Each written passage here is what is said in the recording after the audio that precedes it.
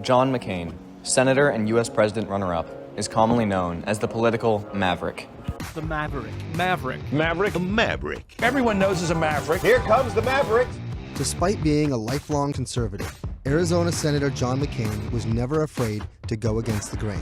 I think the job of Congress and people like me, Tim, is to object and to criticize and to speak up where we think policy is wrong. I think I would not be running for president if I didn't think that there need to be significant changes made in the Republican Party. I would leave the task to someone else. Anybody who wants the status quo to remain in Washington does not want John McCain. McCain believed in always standing up for his beliefs, even though those beliefs often contradicted the Republican Party's stance. In fact, according to Karen Tumblety on the Washington Post, so broad and party-bending was his appeal that Senate Democrats in 2001 quietly tried to persuade him to become one of them. In 2004, Democratic President nominee John F. Kerry, a Senate colleague who later became Obama's Secretary of State, considered offering Senator McCain the second spot on his ticket. McCain's demeanor, sense of honor, and refusal to be contained by party lines all stem from the lessons he learned at Episcopal High School, especially those he learned from Mr. William B. Ravenel. Before becoming McCain's English teacher, Mr. Ravenel was a soldier in World War II who received both the Silver and Bronze Stars from the military. McCain credited his days in high school with Mr. Ravenel as the best times of his life. Furthermore, in an interview we conducted with Mr. Ravenel's son, he said that Mr. Ravenel shaped McCain's resistant character in hardship and debates. This would go on to show itself during debates in the unwavering nature of McCain's steadfast beliefs.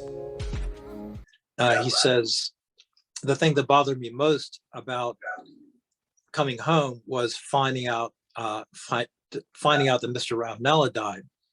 She said, he said he was the finest man I've ever known. It was the example that he set for me that made me a man and actually led to my honorable behavior as a POW. The following is a letter written by McCain grieving Mr. Ravenel's death after McCain returned from the Vietnam War. McCain's care for him shows the sounding impact he had on McCain. Dear Mrs. Gear, thank you so very much for your very kind letters. I have been extremely happy since I've been back, and everything is going very well. However, I must tell you that the thing that saddened me more than anything else is to hear of the death of Mr. Ravenel. He was the finest man I have ever known, and I had thought of him many times. He instilled in me the standards of ideals that were directly responsible for my honorable behavior as a prisoner. I remember so many things he told me and showed me that were instrumental in making me a man. He was a soldier, a teacher, and a great man. I will never forget him. I hope we will have the pleasure of seeing you soon, and I wish you every future happiness. Sincerely, John. McCain was a pilot in the United States Navy from 1958 until 1981. From 1967 to 1973, he was a prisoner of war in Vietnam. He received numerous awards, including the Silver Star, Legion of Merit, Purple Heart, and Distinguished Flying Cross. John McCain was shot down over Hanoi on October 26th in his skydive bomber. He suffered fractures in his right leg and both arms. Being a captured fugitive, he received minimal care and was kept in inhumane conditions. Our school actually has a piece of brick from Howlow Prison in memorial of McCain. Nevertheless, as an Arizona senator, McCain began normalizing relationships between Vietnam and the United States. Once he became senator, McCain looked past personal grudges, working with President Bill Clinton to establish diplomatic relations with Vietnam, which was ultimately achieved on July 11, 1995. 1 year later, in May of 1996, he ensured that the combat zone in Vietnam was terminated. Despite McCain's past experience as a POW in Vietnam, he still wanted what was best for the U.S. rather than simply despising Vietnam. It doesn't matter to me anymore, McCain told Bill Clinton, who was for the war and who was against it. I'm tired of looking back in anger, and I'm tired of America looking back in anger. It's time to put the past behind us. McCain debated honorably, and as such, he openly defended false allegations against Senator Obama, as well as consoled his supporters that should Obama win the election, they should not be afraid, because Obama was a decent man. And frankly, we're scared. We're scared of an Obama presidency. First of all, I want to be president of the United States, and obviously I do not want Senator Obama to be. But I have to tell you, he is a decent person and a person that you do not have to be scared as president of the United States. Now, look, if I didn't think I wouldn't be one heck of a lot better president, I wouldn't be running, okay? And that's the point. That's the point. Additionally, when Obama won the election in 2008, McCain gave a powerful concession speech acknowledging the historic significance of the Democrats' victory, particularly for African Americans. This is yet another example of how John McCain was an honorable man and respected his opponents during debates, even if they did not end in his favor. Here, McCain talks about how although he doesn't agree with many social media outlets, he realizes the importance of having different voices in a democratic system. I hate the press. I hate you especially. But the fact is, we need you. We need a free press. We must have it. It's vital.